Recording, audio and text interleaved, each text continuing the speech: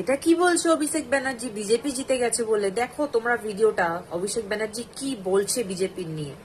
এরা জিতেছে বলে 100 দিনের কাজ বন্ধ, এরা জিতেছে বলে আবাসের টাকা বন্ধ, এরা জিতেছে বলে সর্বশিক্ষা মিশনের টাকা বন্ধ। আর অন্যদিকে মমতা বন্দ্যোপাধ্যায় জিতেছে বলে আপনি লক্ষ্মীর ভান্ডার পেয়েছেন, বিনা পয়সায় রেশন পেয়েছেন, কন্যাশ্রী পেয়েছেন, যুবশ্রী পেয়েছেন, খাদ্য সাথী পেয়েছেন, সবুজ সাথী পেয়েছেন। এই পুরুলিয়া জেলায় 6টা বিধানসভায় আমরা আমাদের প্রতিনিধি নেই, আমরা হেরেছি। কেউ বলতে পারবে জয়পুর, পুরুলিয়া, রঘুনাথপুর, পাড়া, বলরামপুর, কেউ বলতে পারবে যে আমি বিজেপি করি, আমার বউ লক্ষ্মীর ভান্ডার পাইনি। কেউ বলতে পারবে আমি সিপিএম করি, আমার মেয়ে কন্যাশ্রী পাইনি। কেউ বলতে পারবে আমি কংগ্রেসকে ভোট দিয়েছি, আমার মেয়ে সবুজ সাথী সাইকেল পাইনি। কেউ বলতে পারবে না আমরা সবাইকে উন্নয়ন পৌঁছে দিয়েছি। এটাই মানবিক সরকার।